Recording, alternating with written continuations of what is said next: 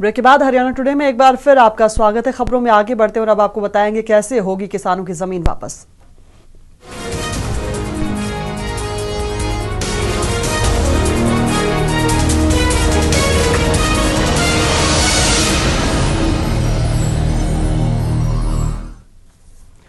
चंडीगढ़ में हरियाणा कैबिनेट की आज बैठक हुई। SEZ के नाम पर रिलायंस को दी गई जमीन को वापस लेने समेत कई अहम फैसले बैठक में लिए गए। बैठक के बाद पत्रकारों से मुखातिब हुए मुख्यमंत्री हुड्डा ने बताया कि कांग्रेस उपाध्यक्ष राहुल गांधी 11 फरवरी को गन्नौर आएंगे और किसानों से बातचीत करेंगे। मुख्यमंत्री भूपेंद्र सिंह हुड्डा की अगुवाई में चंडीगढ़ में हरियाणा कैबिनेट की एक बैठक हुई। बैठक में गुड़गांव में SEZ के नाम पर रिलायंस को दी गई जमीन के वापस लेने समेत कई अहम फैसले किए गए। कैबिनेट की बैठक के बाद पत्रकारों से रूबरू हुए CM हुड्डा ने कहा कि 21 फरवरी से शुरू हो रहे बजट सत्र में पूरा बजट पेश किया जाएगा। कि बजट जो है फुल फ्लैश बजट पेश करेंगे हम 21 तारीख से बजट सेशन है, ये पूरा बजट पेश करेंगे। वोट ऑन अकाउंट नहीं, बजट पेश करेंगे। मुख्यमंत्री ने जानकारी दी कि कांग्रेस के उपाध्यक्ष 11 फरवरी को गन्नौर पहुंचेंगे। यहां वो लोकसभा चुनाव के लिए पार्टी के घोषणा पत्र में किसानों से संबंधित मुद्दों के लिए किसानों से बातचीत करेंगे। गन्नौर में देश भर के किसान जुटेंगे, जिनसे बातचीत कर राहुल गांधी किसानों की राय लेंगे। अब लोकसभा के चुनाव होने जा रहे हैं, उसमें कांग्रेस पार्टी का राष्ट्रीय स्तर पे जो मैनिफेस्टो बनना है और मैनिफेस्टो में किसानों के लिए क्या हमारा मैनिफेस्टो होगा, उसके लिए किसानों से संवाद करने राहुल गांधी 11 तारीख को गन्नौर आएंगे, जहां पर पूरे देश से विभिन्न किसानों से संबंधित ऑर्गेनाइजेशन आएंगी और उसको ऑर्गेनाइज करने की जिम्मेवारी मेरी लगी है। गन्नौर में अंतर्राष्ट्रीय हॉर्टिकल्चर मार्केट का शिलान्यास भी किया जाएगा। राहुल के गन्नौर दौरे की जिम्मेदारी खुद CM हुड्डा ने ली है। A1 तहलका हरियाणा के लिए चंडीगढ़ से पवन सिंवर। और अब आपको सुनवाते हैं कि मुख्यमंत्री ने रिलायंस से जमीन वापस लेने पर क्या कुछ कहा। गुड़गांव में जो SEZ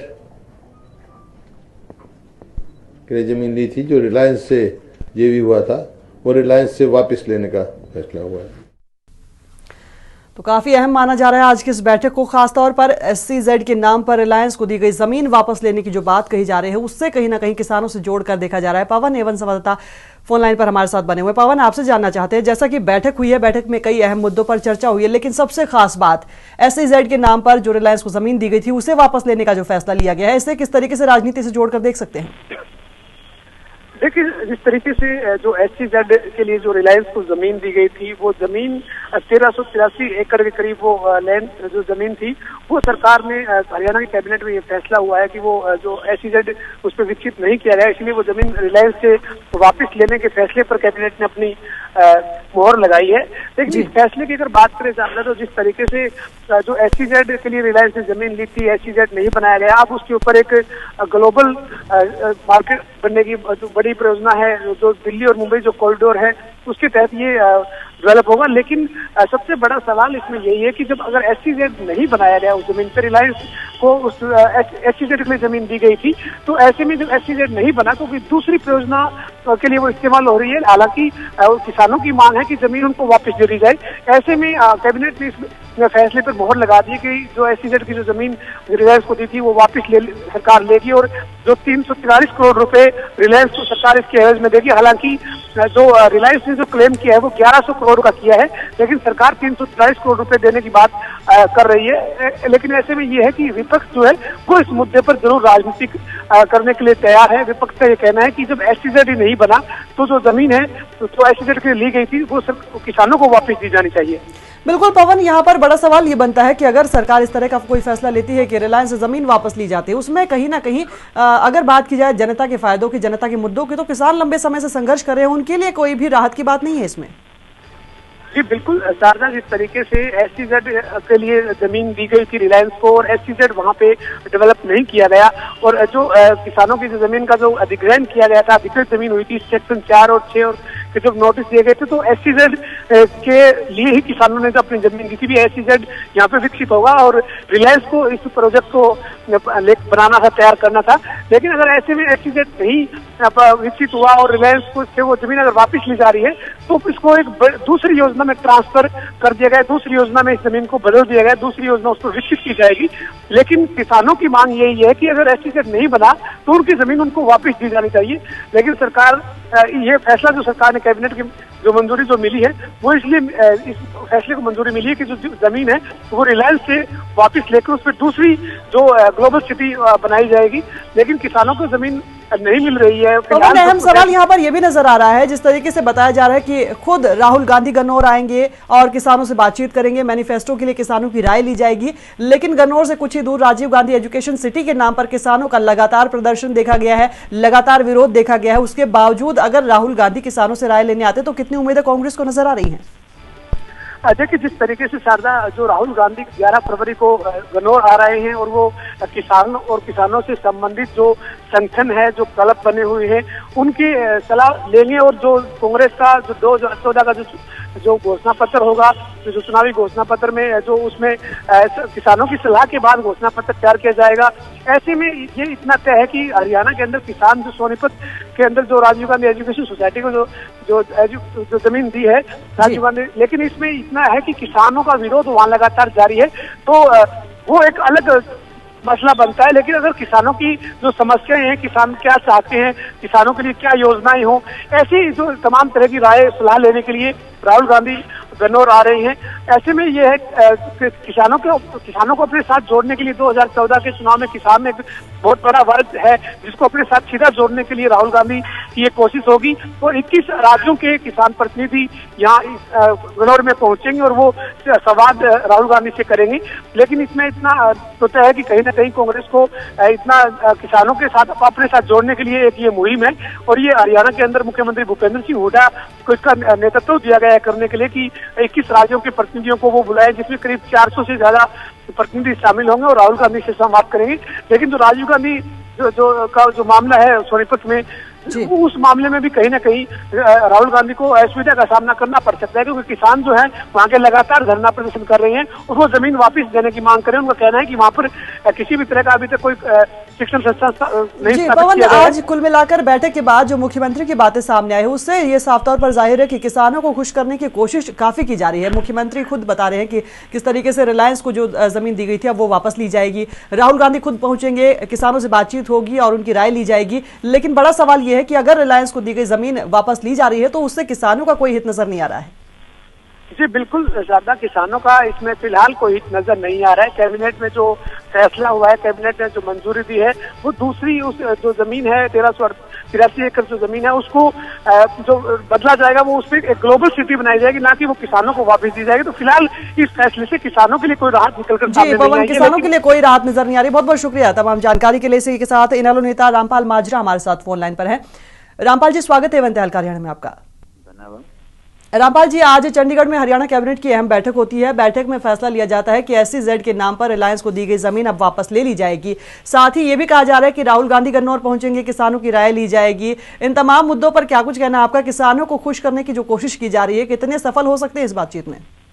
नहीं, ये पहली बात तो आपने विशेष तौर से ये जो जमीन रिलायंस को दी गई जी, उसे ये कहा है कि वापस ले लेंगे रिलायंस से। जी, देंगे किसको? सरकार के पास ही रही, किसानों को तो दे नहीं दे, केवल मुआवजा कहते हैं बढ़ाएंगे। पर सुप्रीम कोर्ट का एक डिसीजन है, जिस पर्पज के लिए जमीन एक्वायर की गई थी वो ना बने तो वो वापिस ओनर को चली जानी चाहिए। जी।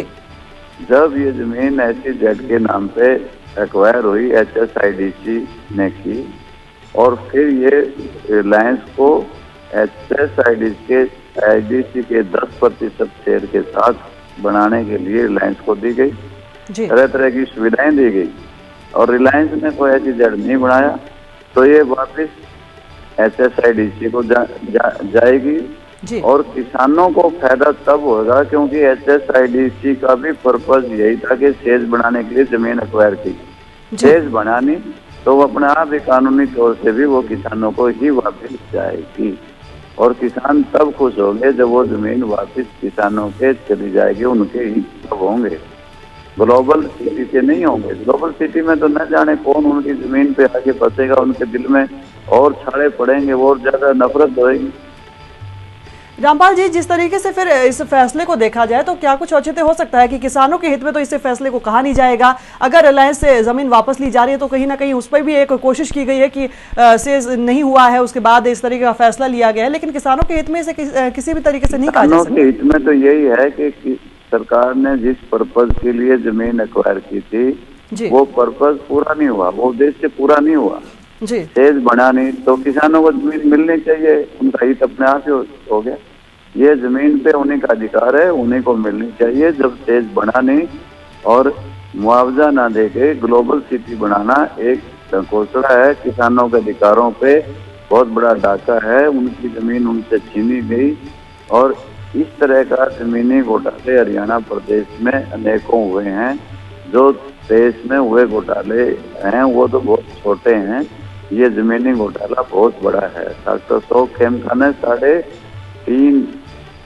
3,50,000 करोड़ रुपए का ये घपला और घोटाला बताया है और निश्चित तौर से इससे भी बड़ा घपला और घोटाला है। ये जमीन किसानों को ही जानी चाहिए, इसके मालिक किसान है। जी, रामपाल माजरा जी, बहुत बहुत शुक्रिया एवन तहलका से बातचीत के लिए। तो इनेलो नेता रामपाल माजरा का कहना है कि किसानों का हित तब होता अगर इस फैसले के बाद जमीन किसानों को वापस मिलती, जैसा कि कानून के मुताबिक है। अगर SEZ वहां पर नहीं बनता है तो जमीन वापस किसानों को या फिर जमीन के मालिक को लौटा दी जानी चाहिए, लेकिन अब वहां पर अगर ग्लोबल सिटी सेंटर कुछ बनता है तो उससे किसानों का हित किसी भी तरीके से नहीं हो सकता।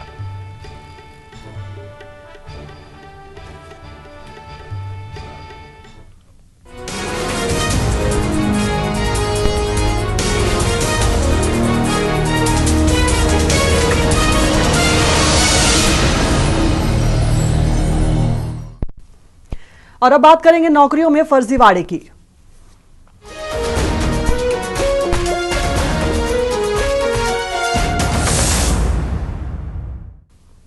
हरियाणा रोडवेज में हाल ही में हुई ड्राइवर्स की 1000 से ज्यादा पदों पर भर्ती पर अब सवाल उठने लगे हैं। दरअसल अब इन नियुक्तियों में फर्जीवाड़ा सामने आया है। कई ड्राइवर्स ने फर्जी लाइसेंस के दम पर नौकरी हासिल की है। यमुनानगर में 8 ड्राइवर्स के लाइसेंस जाली पाए गए हैं।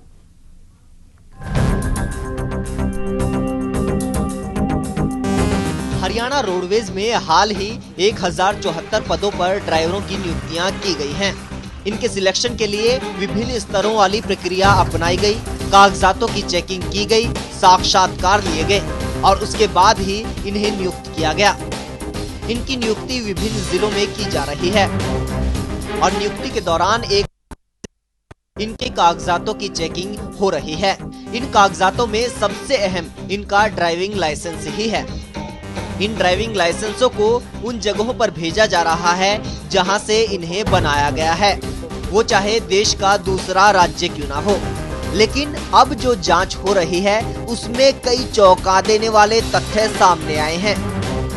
यमुनानगर डिपो में 45 कर्मचारियों में से 8 के ड्राइविंग लाइसेंस जाली पाए गए हैं। चेकिंग के दौरान पता चला है कि आगरा, लखनऊ, कानपुर, देहरादून, मथुरा, नागालैंड, असम और चंडीगढ़ समेत प्रदेश के कई इलाकों में ड्राइविंग लाइसेंस बनवाए गए, लेकिन प्राथमिक जांच में आगरा, लखनऊ, कानपुर और देहरादून में बनाए गए ड्राइविंग लाइसेंस जाली पाए गए। ये टोटल 1074 की है, जिसमें से यमुनानगर को 45 ड्राइवर मिले हैं। पर बात है जैसे करेंगे हम, तो जैसे पूरे से आदेश आएंगे वैसे करना पड़ेगा। ऑल हरियाणा रोडवेज यूनियन के प्रदेशाध्यक्ष हरि नारायण शर्मा का कहना है कि ड्राइवरों की भर्ती प्रक्रिया जनवरी 2013 में शुरू हुई थी। ऐसे में आवेदनकर्ताओं के प्रमाण पत्रों और लाइसेंसों की जांच भर्ती प्रक्रिया के दौरान ही की जानी चाहिए थी, लेकिन अब भर्ती होने के बाद इनके लाइसेंसों की जांच की जा रही है और वो लाइसेंस जाली निकल रहे हैं। ऐसे में रोडवेज विभाग में ड्राइवरों की कमी हो जाएगी। विभाग अगर पहले से जांच करता तो दूसरे आवेदनकर्ताओं को मौका दिया जा सकता था। उन्होंने कहा कि पहले भी मथुरा, आगरा समेत प्रदेश के दूसरे राज्यों में बने ड्राइविंग लाइसेंस जाली पाए गए थे। शर्मा ने कहा कि 1074 ड्राइवरों में से करीब 300 ड्राइवरों के लाइसेंस जाली हैं। हमारे पास परिचालक ज्यादा देती है, चालक कम से गाड़ियां खड़ी रही। और अब भी जो 1074 1600 में से भी 1074 हमारे पास आए हैं, उसमें से भी कईयों के लाइसेंस जो अब वेरिफिकेशन उनके अब करवाए जा रहे हैं, जिससे कईयों के फेक पाए जा रहे हैं, उनको नियुक्ति नहीं मिलेगी। कई सिरे की जांच और लंबी चलने वाली सरकारी प्रक्रियाओं के पीछे सरकारी अमले की दलील यही होती है कि ये सब जरूरी है ताकि कोई गलती ना हो, कोई धांधली ना हो। लेकिन इस भर्ती में जो देखने को मिला है उससे तो यही लगता है कि ये लंबी प्रक्रियाएं और जांच के नाम पर एक महकमे से दूसरे महकमे में कागजों का घुमाना महज भर्ती को लटकाना भर है। A1 तहलका हरियाणा के लिए यमुनानगर से वीना अरोड़ा। और इसी खबर पर ज्यादा जानकारी के साथ A1 संवाददाता भारत भूषण हमारे साथ फोन लाइन पर है। भारत, सबसे पहले ये जानना चाहते हैं किस तरीके से पूरे फर्जीवाड़े का खुलासा हो पाया?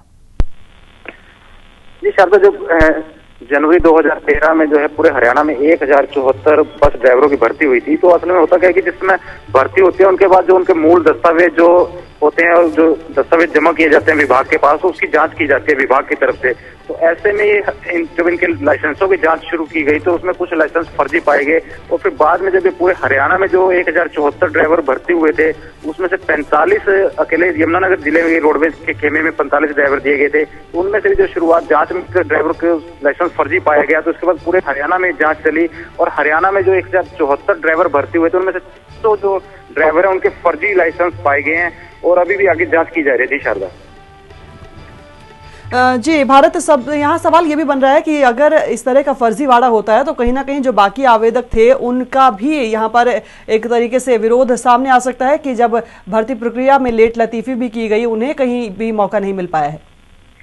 जी बिल्कुल सही बात है शारदा, क्योंकि उसमें होना कैसे, जिसमें आवेदन किया जा रहा है या जिसमें कर्मचारियों का चयन किया जाता है तो उनके उसी समय पे मूल दस्तावेज की जानकारी सत्यापित किया जाना चाहिए था। क्योंकि आजकल इंटरनेट का समय है, इंटरनेट के माध्यम से देखिए नागालैंड या मणिपुर किसी अन्य स्टेट से भी किसी का लाइसेंस बना है तो वो इंटरनेट के जरिए वहां से उसकी वेरीफाई कर सकते हैं संबंधित डिपार्टमेंट में कि ये ओरिजिनल है या फर्जी है इसके बारे में। और इसमें जो सही आवेदक थे वो वंचित रह जाते, कहीं ना कहीं हो सकता है कि आने वाले समय में जो है सरकार को उनके आक्रोश या उनके विरोध का भी सामना करना पड़ सकता है। जी शारदा। भारत, यहाँ अभी जानना चाहेंगे, जैसा कि अब ये फर्जीवाड़ा सामने आ पाया है और अब फर्जीवाड़े की जांच भी हो रही है, किस तरीके से अब आगे इस पूरी प्रक्रिया को देखा जा रहा है? जी सर, देखिए जो लाइसेंस बनाए गए थे वो आगरा, लखनऊ, आसाम, नागालैंड, देहरादून, मथुरा और उसके अलावा कई और जगहों से भी लाइसेंस बनवाए गए थे। फिलहाल इन इलाकों से जो लाइसेंस बने हैं वो सभी फर्जी पाए गए हैं और जो ड्राइवर भर्ती हुए हैं उनके जो लाइसेंस की कॉपी लेकर जो है रोडवेज विभाग द्वारा एक स्पेशल टीम बनाई गई है जो सभी जगहों पर जाकर उन लाइसेंस की पड़ताल कर रही है कि ये लाइसेंस कब बने थे और किस ने अधिकारी ने इसको जारी किया था, क्या ये लाइसेंस सही है। इसके लाइसेंस जारी करने से पहले ड्राइवरों को ट्रेनिंग भी दी गई थी या नहीं दी गई थी, क्योंकि रोडवेज में यात्रा करते एक ड्राइवर के ऊपर जो है कम से कम 50 से अधिक सवारियों का भी जो सुरक्षा का दायित्व होता है। ऐसे में कई ड्राइवर ऐसे होते हैं जिनकी आंखें भी कमजोर होती हैं और जो कि सबकी जी भारत, कुल मिलाकर ये कहा जाएगा कि घोर लापरवाही भी है ये इस पूरे मामले में। बहुत बहुत शुक्रिया तमाम जानकारी के लिए। इसी के साथ रोडवेज कर्मचारी यूनियन के पूर्व प्रदेश अध्यक्ष बलदेव घनघस हमारे साथ फोन लाइन पर है। बलदेव जी, स्वागत है A1 तहलका हरियाणा में आपका। धन्यवाद। बलदेव जी, ये जो फर्जीवाड़ा नौकरियों में सामने आया है, जिस तरीके से फर्जी लाइसेंस के दम पर नौकरी पाई गई है, क्या कहना चाहेंगे इस पर? इसमें बेटा ये मैं कहना चाहूंगा, मेरी 24 साल की मैं पूर्व प्रदेश अध्यक्ष रहा हूँ रोडवेज कर्मचारी यूनियन का।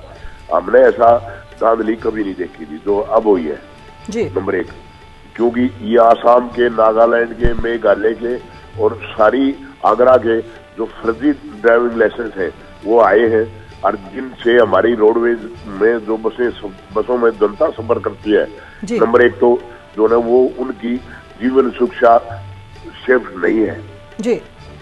और हरियाणा सरकार ने पिछले टाइम में, मेरे टाइम में भी, करनाल के अंदर भी आपके रोहतक के अंदर भी, हिसार के अंदर भी, गुड़गांव के अंदर भी, महेंद्रगढ़ के अंदर भी, दादरी के अंदर भी ट्रेनिंग सेंटर खोले हुए हैं बाकायदा ड्राइवरों की ट्रेनिंग लेने के लिए। 45 दिन का अनिवार्य है और फिर 45 दिन की ट्रेनिंग लेने के बाद में वो लाइसेंस वैलिड होगा हरियाणा सरकार द्वारा। नंबर 1 तो ये फर्जीवाड़ा किया है, ये मिली भगत है, ये रोहतक और सोनीपत के और इसमें पानीपत के ज्यादा आदमी इधर जो निकले हैं। बलदेव जी, भर्ती प्रक्रिया की अगर बात की जाए तो कई चरणों में ये भर्ती प्रक्रिया होती है, उसके बावजूद इस तरीके के फर्जीवाड़े की कैसे गुंजाइश बचती है? इसकी फर्जीवाड़े की गुंजाइश बिटिया ये बढ़ती है, इसमें जीएम जो नीचे टेस्ट लेती कमेटी में जो बना रखी है 3-3, 4-4 आदमियों की, ये कमेटी मिली भगत है। और कमेटी ने ही जब उस टाइम ये कमेटी ने आए अपीयर किया उन्होंने, उसी टाइम इनको रिजेक्ट कर देना चाहिए था। जब ये मतलब टेस्ट देने के लिए आए, जब इनके पास भर्ती नागालैंड के या मेघालय के, आसाम के या लखनऊ के या त्रिपुरा के जो लाइसेंस थे उनको तो वैलिड ही नहीं करना चाहिए था। तो ये कमेटी की गलती है, उन कमेटी के खिलाफ भी कार्रवाई होनी चाहिए। जी, कमेटी के खिलाफ भी कार्रवाई होनी चाहिए। बहुत बहुत शुक्रिया बलदेव घनघस जी एवं तहलका से बातचीत के लिए। तो फर्जीवाड़ा जिस तरीके से सामने आया, तो उसमें जो कमेटी गठित की गई थी भर्ती प्रक्रिया के दौरान, उस पर भी फिलहाल सवाल खड़े हो रहे हैं। एक बड़ी लापरवाही से कहा जा सकता है कि जिस तरीके से फर्जी लाइसेंस के दम पर अगर कोई ड्राइवर नौकरी पा लेता है तो किस तरीके से प्रदेश के लोगों की जान की सुरक्षा पर भी खतरा बना रहता है। और इसी को लेकर एक बार फिर से सवाल खड़े हो गए कि किस तरीके से नौकरियों में फर्जीवाड़ा होता है।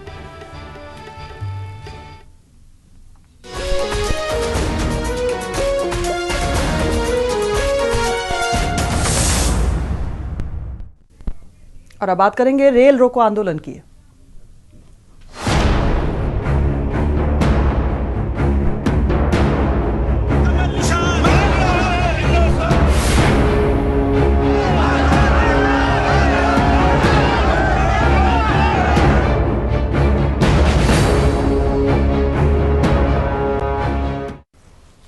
मिशन 2014 में जुटी बीजेपी अब किसानों के सहारे भी अपनी सियासत साधने में जुट गई है। पार्टी ने आज देश भर में किसानों के मुद्दों को लेकर रेल रोको अभियान चलाया।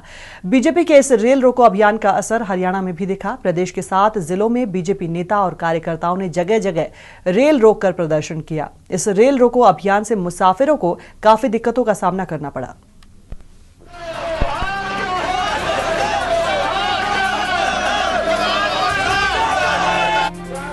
शुक्रवार को तय कार्यक्रम के मुताबिक देश भर में बीजेपी किसान मोर्चा ने रेल रोको अभियान चलाया।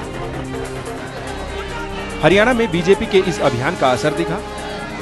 बीजेपी नेताओं की अगुवाई में प्रदेश में 7 जिलों में बीजेपी ने रेलवे ट्रैक पर प्रदर्शन किया और रेलों को रोका। करनाल में पार्टी के प्रदेश अध्यक्ष रामविलास शर्मा की अगुवाई में बीजेपी का रेल रोको अभियान चला। हमने 30 जनवरी को धरने दिए थे। उपायुक्त के कार्यालय के सामने 1.5 लाख किसान हिंदुस्तान में कर्ज के बोझ से दब करके आत्महत्या कर गए। यूपीए सरकार और हरियाणा में हुड्डा सरकार स्वामीनाथन की रिपोर्ट लागू नहीं कर रही। कई जगहों पर बीजेपी का ये रेल रोको अभियान फ्लॉप साबित हुआ। रेल के इंजन के आगे बीजेपी नेता सिर्फ फोटो सेशन करते ही नजर आए। हालांकि बीजेपी किसान मोर्चा के प्रदेश अध्यक्ष महिपाल ढांडा ने प्रदेश में अपने अभियान को सफल बताया। दूसरी बात ये कि हमारा जींद में बहुत जबरदस्त कार्यक्रम हुआ है, फरीदाबाद में बहुत जबरदस्त तरीके से हम लोगों ने रेल रोकी है। आज करनाल में आप लोगों के सामने इतनी बड़ी संख्या में हजारों का हजूम यहाँ रेलवे ट्रैक पे आया है। अम्बाड़ा में बहुत बड़ी संख्या में लोग रेलवे ट्रैक पे बैठे हुए हैं। रेवाड़ी के अंदर बहुत बड़ी संख्या में बैठे हुए हैं। स्वामीनाथन आयोग की सिफारिशों को लागू कराने समेत किसानों की कई मांगों के मुद्दे को लेकर बीजेपी किसान मोर्चे का ये आंदोलन था। बीजेपी नेताओं ने इस दौरान जमकर यूपीए सरकार और हरियाणा में प्रदेश सरकार को कोसा। हालांकि प्रदेश में हुई बारिश ने भी बीजेपी के इस आंदोलन में खलल डाला। ब्यूरो रिपोर्ट एवं तहलका हरियाणा। तो रेल रोको अभियान प्रदेश भर में देखा गया बीजेपी का, कई जगह ये फ्लॉप रहा, लेकिन बीजेपी नेताओं का दावा है कि रेल रोको अभियान पूरी तरह से सफल रहा है। अंबाला में क्या कुछ असर देखा गया, अंबाला से एवं संवाददाता राजेश शर्मा हमारे साथ फोन लाइन पर है। राजेश, आपसे जानना चाहते हैं अंबाला में किस तरीके का असर देखा गया इस रेल रोको अभियान का? शारदा, मैंने जैसा कि सुबह ही एक ब्रेकिंग भी भेजी थी कि ये जो बरसात के कारण हो सकता है कि जो बीजेपी का ये आंदोलन है वो कटाई में पड़ेगा। उसके बाद जब जैसे ही बरसात रुकी, ये लोग स्टेशन पहुंचे और इन्होंने वहां थोड़ी नारेबाजी की, प्रदर्शन किया, थोड़ी सी पुलिस के साथ नोकझोंक भी हुई। उसके बाद पुलिस ने कुछ नहीं किया और ये लोग एक जो निजामुद्दीन से अंबाला एक ट्रेन आई थी, वो खाली एक नंबर 1 प्लेटफॉर्म पे खड़ी थी। उसके आगे जाके इन्होंने अपना फोटो सेशन कराया। उसमें हरियाणा भाजपा विधायक दल के नेता अनिल विज भी थे, रतन लाल कटारिया भी थे और जो किसान मोर्चा के जिला अध्यक्ष है रामवीर चौहान, इन सब ने अपना फोटो सेशन कराया, तस्वीरें खिंचवाई, विजुअल हुए इलेक्ट्रॉनिक मीडिया के। उसके बाद अनिल विज तो पिछले गेट से निकल गए, वो मीडिया से नहीं मिले। लेकिन ये अब जो टोटल जो निचोड़ निकलता है इस बात का, ये है कि ये पुलिस और जो प्रदर्शनकारी थे उसमें पहले से ही फिक्सिंग थी कि आप लोगों को 10 या 15 लोगों को हम फोटो सेशन के लिए समय देंगे और उस दौरान आप फोटो करवाएंगे। लेकिन उस दौरान पुलिस के लोगों ने जो चंडीगढ़ से दिल्ली जाने वाली शताब्दी एक्सप्रेस को 1 किलोमीटर पीछे आउटिंग पे खड़ा करवा रखा था और जैसे ही इन्होंने फोटो सेशन करवाया, उस गाड़ी का प्लेटफॉर्म भी बदला गया और उस गाड़ी को रोका भी। राजेश, मतलब क्या निकल रहा है इस प्रदर्शन का अगर बात की जाए, क्योंकि जिस तरीके से रेल रोको आंदोलन के दावे किए जा रहे थे वो आंदोलन उस तरीके से नहीं हुआ।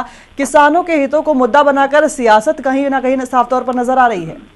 शारदा, सियासत तो है ही, लेकिन मैं ये कहता हूं कि फोटो सेशन कराने से या ऐसे अपने प्रदर्शन करने से या ऐसे पुलिस के साथ अपनी फिक्सिंग करने से कोई भी आंदोलन कभी सफल नहीं होता। लेकिन आज का जो इनका आंदोलन था वो सिर्फ फोटो सेशन तक ही सीमित रहा। शारदा जी, राजेश बहुत बहुत शुक्रिया तमाम जानकारी के लिए। इसी के साथ बीजेपी प्रदेश प्रवक्ता वीर कुमार यादव हमारे साथ फोन लाइन पर है। वीर कुमार यादव जी, स्वागत है विंत हरियाणा में आपका। धन्यवाद जी, धन्यवाद। यादव साहब, प्रदेश भर में आंदोलन की बात की जा रही थी, रेल रोको अभियान आज आपकी ओर से किया गया है, क्या समीक्षा करेंगे इस अभियान की? देखिए, अभियान वास्तव में जो आज हमारा किसानों की समस्याओं को लेकर एक विरोध दर्ज कराने वाली बात थी। प्रदेश में पहले से ही तय था कि हम लगभग आधा घंटा हर रेलवे स्टेशन पर बैठेंगे, रेल रोकेंगे। हमारा ये मंशा नहीं थी कि हम जनता को परेशान करें या किसी प्रकार की अफरा तफरी अराजकता का माहौल पैदा करें। तो वो सारा सभी 700 जगह हमारा कार्यक्रम पूरी तरह सफल रहा है। अच्छी संख्या में कार्यकर्ता वहां गए हैं और वहां पर क्योंकि स्वामीनाथन रिपोर्ट लागू करें, किसानों की मांगे लागू करें, इस संबंध में हमने प्रतीकात्मक विरोध दर्ज कराना था। दिन भर का ये कार्यक्रम हमारा नहीं था, दिन भर का प्रदर्शन नहीं था। केवल और केवल ये जनता को इस प्रकार से किसानों के साथ जो अन्याय हो रहा है उसको हाईलाइट करने के लिए पहले से तय था कि हम केवल आधा घंटा, क्योंकि इसमें जनता की परेशानी बढ़ती है और ये हमारा केंद्र की सरकार गूंगी और बहरी सरकार है, इसको जगाना था, उसको बताना था, उसको किसानों के। वीर कुमार जी, मुद्दा किसानों के हितों का उठाया जा रहा था आपकी ओर से, लेकिन रेल रोको अभियान का जो जरिया अपनाया गया है उसका क्या औचित्य मानते हैं? देखिए, बिल्कुल ठीक बात है कि रेल रोकने का जो हमारा कारण था वो यही था कि ये केंद्र की गूंगी और बहरी सरकार को हम अपनी बात वहां तक पहुंचा सके। और इससे पहले भी 30 तारीख को हमने सभी जिला मुख्यालयों पर प्रदर्शन किए, हमने हर जगह धरने दिए। तो ये अगले चरण की बात थी कि भाई अब एक ऐसा कार्यक्रम किया जाए कि केंद्र सरकार तक बात जाए। तो केवल उस दृष्टि से एक हमारा विरोध का प्रतीकात्मक आज हमने कार्यक्रम किया था और इसमें केवल किसानों की मांगों को लेकर किसान मोर्चा के तत्वाधान में हमारे प्रमुख नेता कार्यकर्ता स्टेशनों पर गए और अपना विरोध दर्ज कराया ताकि केंद्र सरकार को मालूम हो कि आज प्रदेश में किस प्रकार, जबकि इस प्रदेश के मुख्यमंत्री अपने आप को किसानों के मसीहा कह रहे हैं, वहाँ का किसान भी अंग बेचने की परमिशन ले रहा है, वहाँ के किसान आत्महत्या कर रहे हैं, परेशान है, दुखी हैं, तो उनकी मांगों को हाईलाइट करने के लिए। वीर कुमार यादव जी, यानी कुल मिलाकर ये उम्मीद की जाएगी कि आज जिस तरीके से रेल रोको अभियान चलाया गया है उससे उम्मीद की जाएगी कि अब किसानों के हितों की आवाज जो बीजेपी की ओर से उठाने की कोशिश की गई है उसका कुछ रंग देखने को मिलेगा। बहुत बहुत शुक्रिया एवं तहलका से बातचीत के लिए।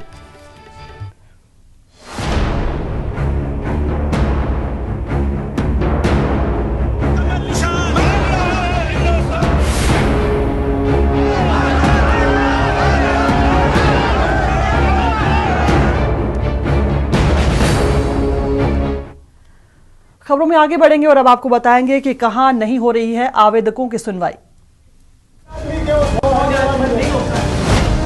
लाइसेंस जो आ रहा था उन्होंने वापस फाड़ के और मेरे को वापस खाली फाइल दे दी कि अपना तेरा लाइसेंस नहीं होगा।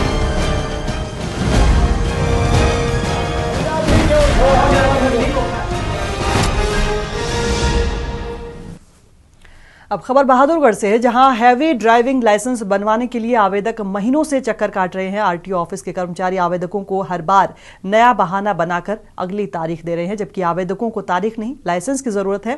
आवेदकों का कहना है कि उन्हें एनओसी के नाम पर परेशान किया जा रहा है। वहीं अधिकारियों का कहना है कि जल्द ही समस्या का समाधान कर दिया जाएगा।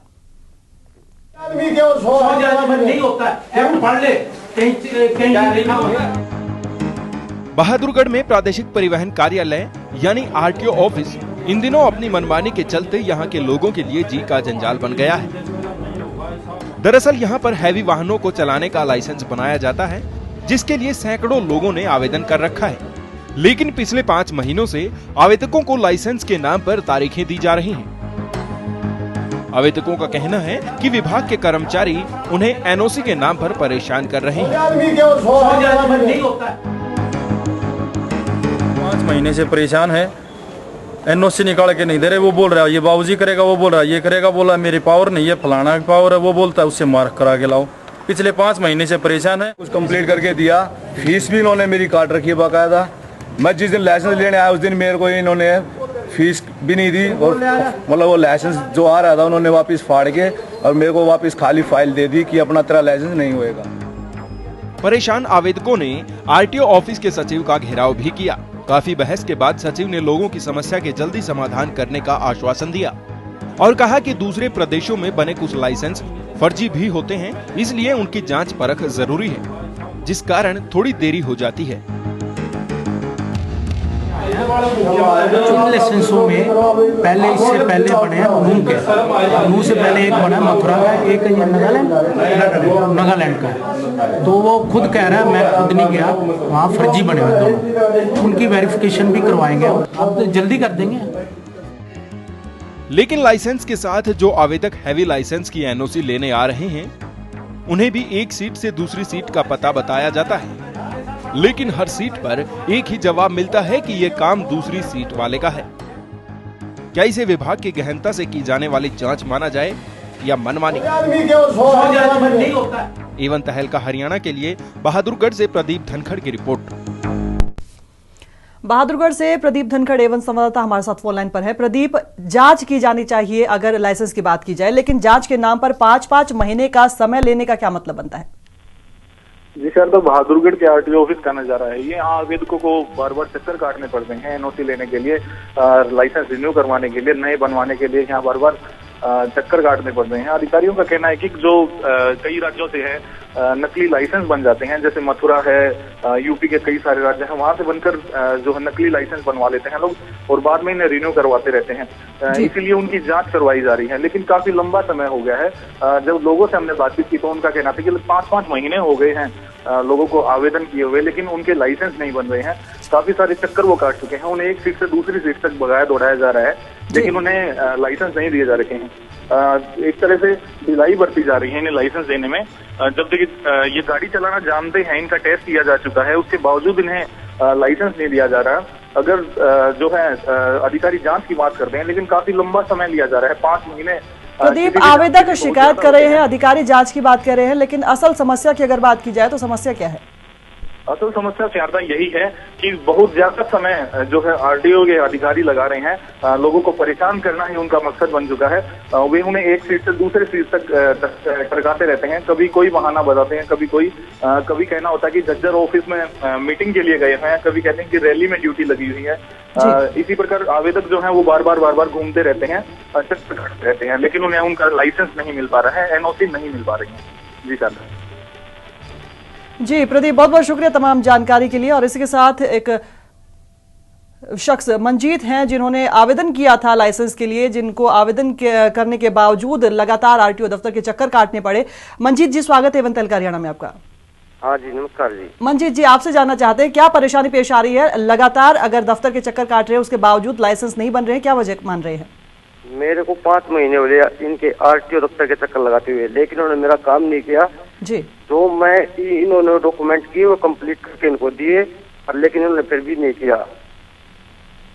मंजीत जी, अधिकारियों का जैसा कि कहना है कि जांच की जानी जरूरी है और जांच के नाम पर ही देरी हो रही है, क्या आप ऐसा मानते हैं?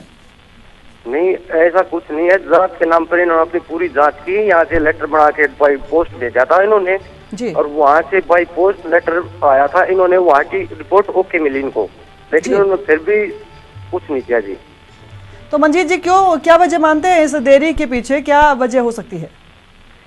इस देरी के पीछे तो मैं तो क्या बता सकता हूँ, अधिकारी बता सकते हैं, लेकिन उन्होंने मेरे चक्कर कटवाई, काफी टाइम खराब किया। मेरी नौकरी का मामला था, वो भी शायद डिसमिस होता नजर आ रहा है मेरे को। जी मंजीत जी, बहुत बहुत शुक्रिया एवन तहलका से बातचीत के लिए। तो आवेदक लगातार परेशान हो रहे हैं, बार बार दफ्तर के चक्कर काटने के बावजूद लाइसेंस बनाने का काम उनका नहीं हो पा रहा है। वहीं अधिकारियों का कहना है कि जांच भी जरूरी है। फर्जी लाइसेंस के मामलों से बचने के लिए जांच में थोड़ा समय लग सकता है, लेकिन जल्द ही इस समस्या से निपट लिया जाएगा।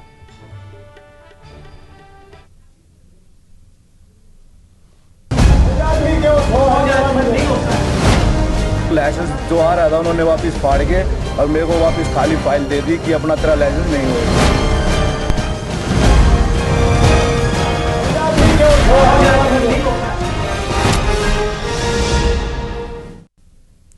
नरवाना अनाज मंडी के आड़तियों ने मार्केट कमेटी प्रशासन पर भ्रष्टाचार के आरोप लगाकर बेमियाती हड़ताल का ऐलान कर दिया है। हड़ताल की वजह से किसानों की करोड़ों रुपए की कपास की खरीद फरोख्त नहीं हो पा रही है और वो यूं ही खुले में पड़ी है।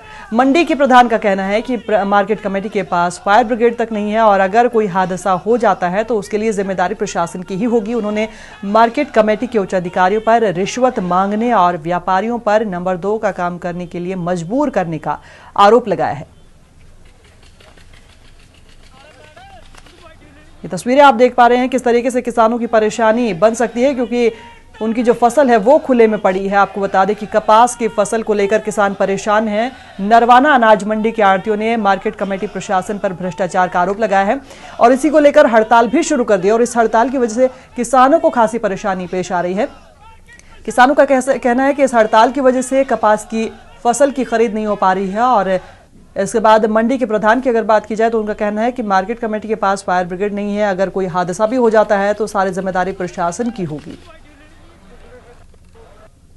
आवा सिंह खोखड़े ये बिल्कुल रोज पैसे लेके जाता है। यहाँ पे आवा सिंह ने पैसे मांगे, इन्होंने पैसे नहीं दिए। व्यापारी को बदनाम किया जा रहा है और उसको मजबूर किया जा रहा है, तुम 1 नंबर का लबादा छोड़ के 2 नंबर के व्यापारी बनो ताकि इनका घर भरपूर कर सके। नरवाना से एवं संवाददाता अश्विनी दीवान हमारे साथ फोन लाइन पर है। अश्विनी, फिलहाल अगर आड़ती हड़ताल पर हैं, किसानों को परेशानी पेश आ रही है, किस तरीके से समस्या से निपटा जाएगा? बिल्कुल, जिस तरीके से हड़ताली जो आड़ती है वो जो हड़ताल किए हुए हैं और उन्होंने साफ तौर पर जो घोषणा कर दी है कि हम अनिश्चितकाल तक धरने पे ही बैठेंगे और हड़ताल रखेंगे। और वहीं दूसरी ओर जो किसान है वो बड़े हैरान है, परेशान है। उनकी जो करोड़ों रुपए की जो कपास है वो खुले आसमान में राम के भरोसे पड़ी हुई है, लेकिन इस मामले में कुछ भी कार्रवाई नहीं कर रहे हैं और जिस तरीके से गंभीर रिश्वत मांगने के आरोप इन्होंने लगाए हैं, बिल्कुल इस मामले में कहीं ना कहीं प्रशासन की चूक दिखाई दे रही है और इस मामले में कोई कार्रवाई प्रशासन का दिखाई नहीं दे रहा। तो ये बिल्कुल जो है एक चिंता की बात है। जी अश्विनी, बहुत बहुत शुक्रिया तमाम जानकारी के लिए। तो नरवाना की अनाज मंडी में फिलहाल किसान परेशान हैं। वजह है आड़ती हड़ताल पर चले गए हैं, अधिकारियों पर रिश्वत मांगने के आरोप लग रहे हैं और इसके बाद अब किसानों के लिए समस्या ये बन गई है कि उनकी फसल खुले में पड़ी है।